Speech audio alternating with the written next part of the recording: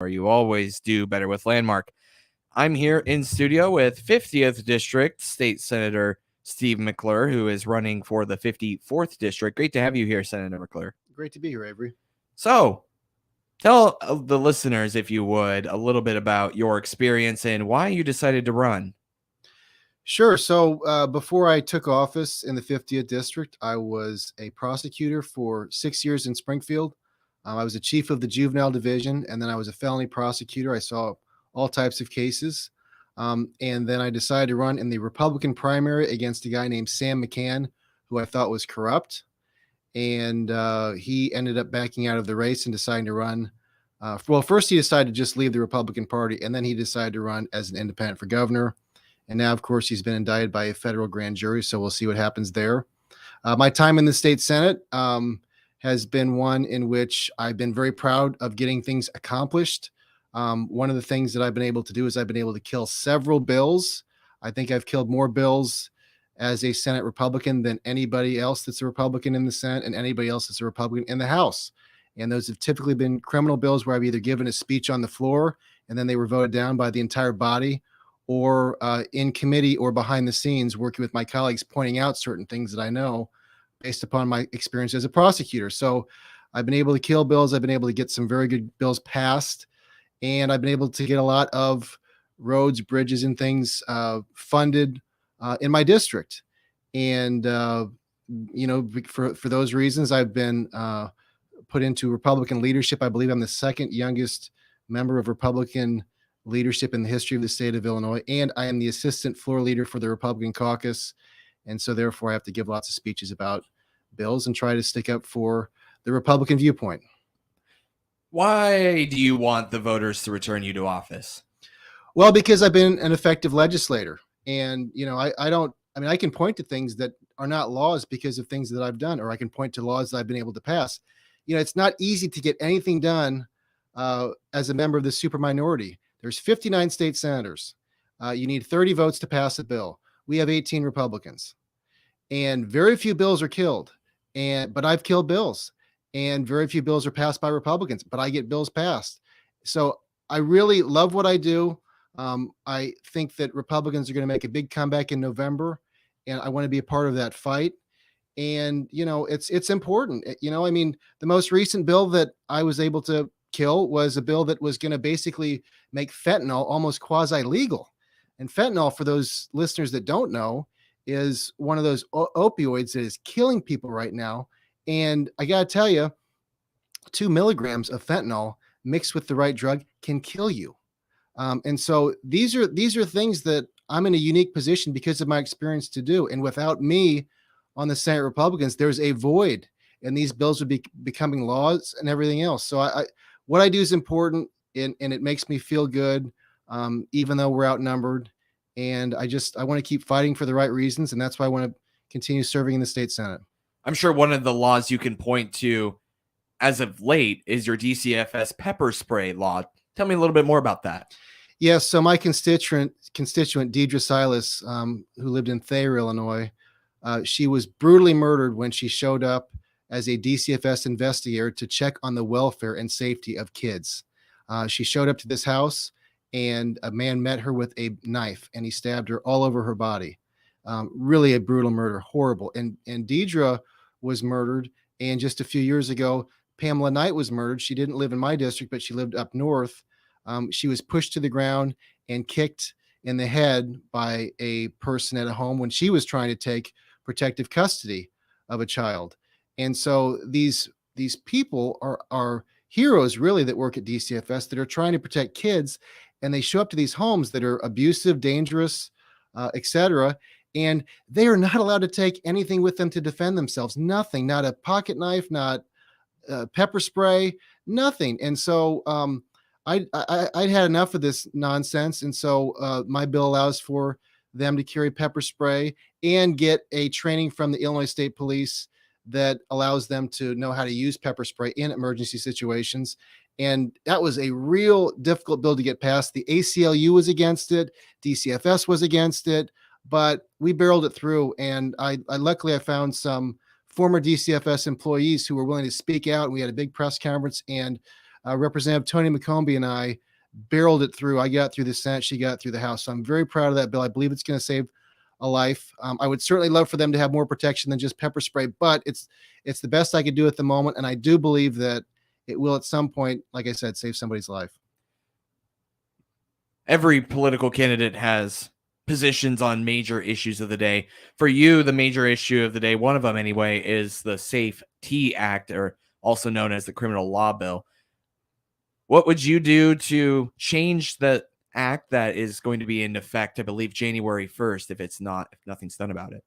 Yeah, so I call it the Anything But Safety Act. And that's the bill, for the listeners that don't know, was voted on at 4:30 in the morning in the Capitol. I gave the main speech on that bill for the Senate Republicans.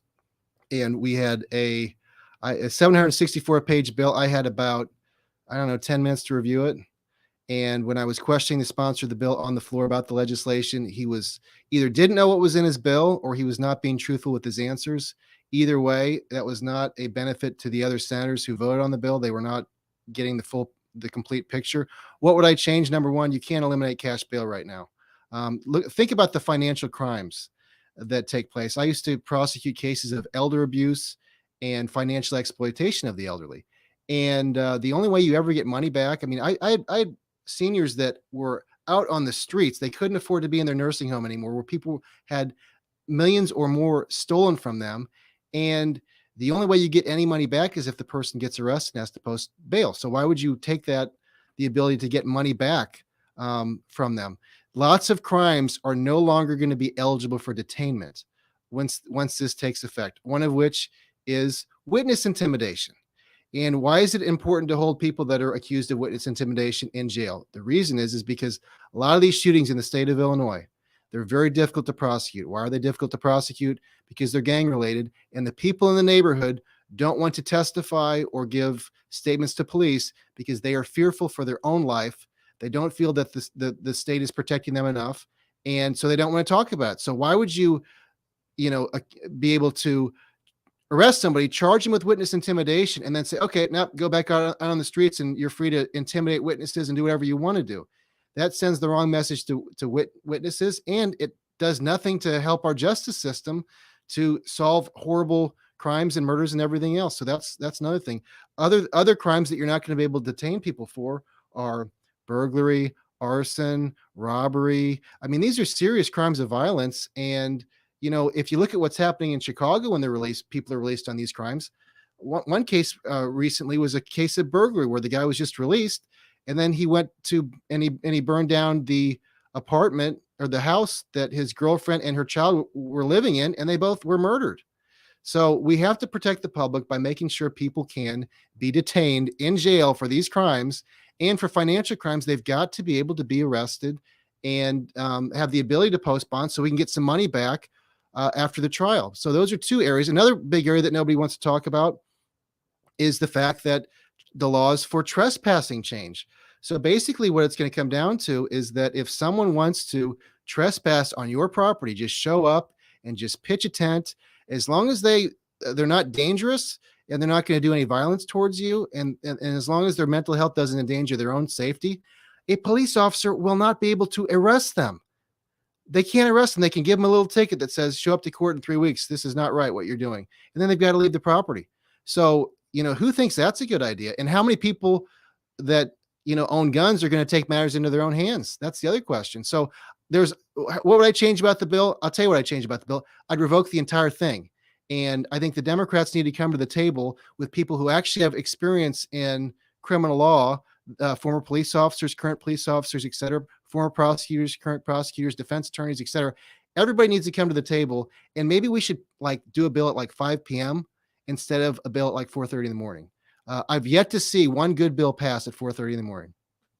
That is State Senator Steve McClure here on the WTIM Morning Show. More from him after this short break. Your stream brought to you by People's Bank and Trust, where they put people first, and Landmark of Taylorville, where you always do better with Landmark.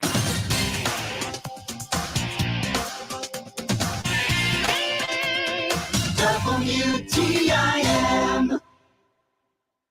check the markets now on the RFD Radio Network. I'm Jim Taylor. Corn higher, beans mixed, wheat trading lower. July corn 7.47 3/4 up 5 1/4.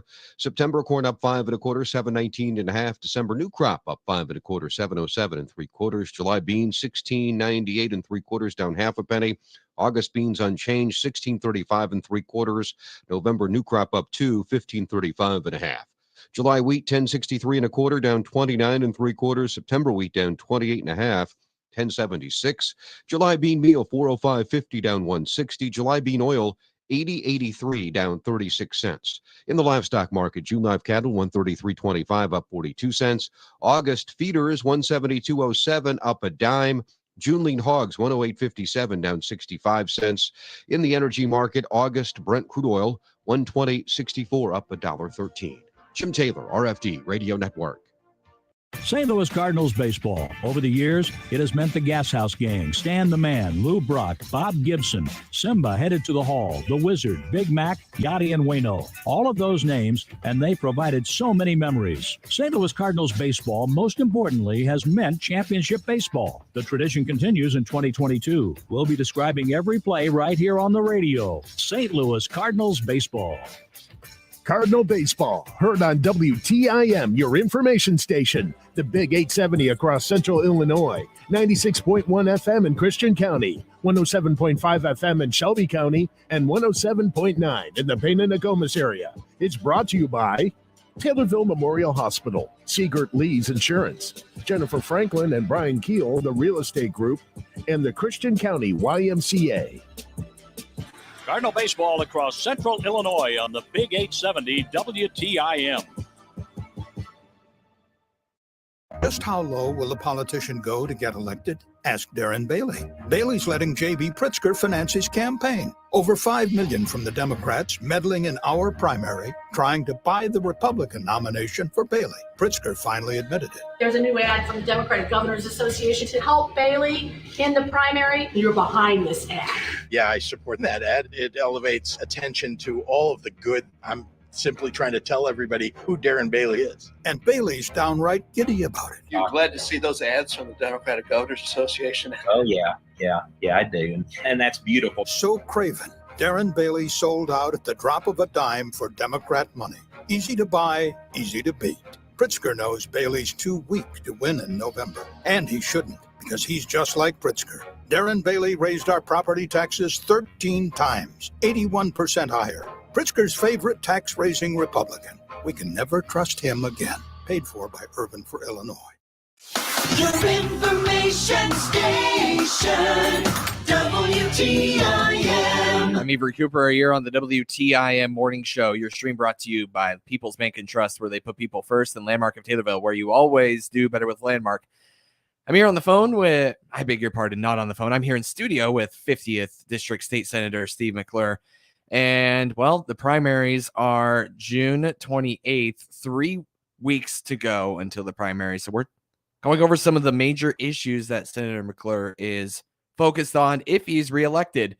One of the major things that I know you're looking out for right now is inflation, and in Illinois, the gas tax. What can you say about those two major issues right now? Well, the big thing on the price of gas in Illinois is a sales tax. And I've got a bill that I'm sponsoring with several Republican senators, and it would really cut the sales tax because really, relatively speaking, the sales tax is really what's hitting us on gas in the state of Illinois right now, because that's by percentage. So if gas goes up really high, the price that you're paying for the sales tax goes up really high. And so we've already, believe it or not, we've already gotten enough funds to cover the typical costs out of the sales tax for the entire year next year, because inflation is so high. So I think it's time to cut that substantially. And I don't know why anybody would be against it, since we've already got the funds necessary for next year from it. And the best part about that is that it does not take away funds from roads, bridges, et cetera, which we need, because our roads, one of the things I've got to say going door to door is people are complaining about the roads and everything else and talking about, well, when's this can be fixed and when's that can be fixed. We're getting the funds to do that. And so if we can just cut that sales tax, all those projects will be funded. We can continue working on that stuff, and people are going to really feel a lot of relief at the pump. So I think that should be a bipartisan bill that will be supported by everybody, I would hope, when we get back maybe for veto session. But I'm calling, as well as my colleagues are calling, for an emergency special session to pass our sales tax relief at the gas pump, and that would save everybody a substantial amount of money. So I'm optimistic that maybe later in the summer we can do that. And places like Arizona, where my dad lives, he's paying $6.50 a gallon right now, and they don't have the same taxes that we've got in the state of Illinois. So it's really a national problem. And my goodness, Joe Biden has really been awful when it comes to energy prices. And and certainly if you said Rodney Davis was on earlier, I'm sure he probably addressed that. I know another thing that you are paying a lot of attention to is the Second Amendment. Yeah. Well, talk a little bit about your belief in the Second Amendment. Well, I think it's been very frustrating for many of us on the Republican side of the aisle, and quite frankly, a lot of moderate Democrats, because Chicago has about as strict gun laws as there are, and we're seeing horrible crimes, not just crimes, but like what meets the definition of mass shootings almost every weekend in Chicago. And yet our colleagues on the other side of the aisle don't seem to want to address that. Instead, they would like to make more mandates on people in this part of the state who are law-abiding gun owners. And that's very frustrating, I've got to say, for all of us. They want to let criminals out of jail. They want to make law-abiding citizens have stricter gun laws, but yet they don't seem to want to actually punish people or stop these crimes. They just would like to make bills where they can issue press releases talking about how wonderful they are. And we're fed up with that sort of nonsense. And so, look, I support the Second Amendment. People need to be able to defend themselves. I have been endorsed by the State Rifle Association and the NRA. And I got to say that, right now, just as always the case, there are quite a few Democrats that are making outlandish claims and wanting to go way over the top on new gun laws. And I think we've always got to be vigilant about that, because that's a constitutionally protected right. And, I've got to say, I prosecuted some gang members when I was in the state's attorney's office, and some of which, in fact, one of which I was prosecuting after a significant amount of guns had been taken from a gun store, and they were then dispersed out to the gang members. Something, I got a FOID card, and honestly, in a situation like that, you can't just leave your job and go home at night and not think about what could potentially happen. And so for those reasons, I'm a very strong supporter of the Second Amendment, and we've got to be vigilant. When you knock on someone's door asking for their vote, what do you tell them in 45 to 60 seconds? What's your elevator pitch? My elevator pitch is I'm in leadership. I kill bills. Again, I'm the only Senate Republican that has killed a substantial amount of bills. And I get good bills passed, and I get funds for my district. In the Capitol bill, we got $1.3 billion for my district. I got new roads, new bridges. We really took care of them. And it's not easy to get that done when you're in the super minority, but I've gotten things done that are very difficult. And I would love to represent Taylorville and Christian County and work every day on behalf of the people in this area. And I got to tell you, I'm riding around, I'm seeing roads and bridges that really need to be fixed. Unfortunately, running for re-election, I can't tout what I've done for this area, but I would like to do that. I'd like to work for you. And guess what? I've also got great constituent services. That's what we're known for. We've got 2 constituent offices in the district in areas that have never had offices for state senators before, ever. And one thing that my constituents know is that if they have an issue with state government, if they have an issue with their FOID cards, they call me and we get it done. And so I'm very proud of that. What makes you different from any other candidate seeking the same office? My experience as a prosecutor. If you take me out of the state Senate, there is a void there that cannot be filled by anybody else. And there's nobody that's on the ballot that would be a state senator in the new General Assembly that could fill that void either. And so my experience as a prosecutor and my ability to persuade Democrats and Republicans to do what I think is the right thing has been very, very beneficial. So I think that my ability to persuade people has really been a benefit to my service in the state Senate. I would like to continue that in the 54th district. That is current 50th District State Senator Steve McClure. Thank you so much, Senator McClure. Thanks, Avery. Your information station, WTIM. The Big 870 WTIM Assumption Taylorville, 96.1 WTIM.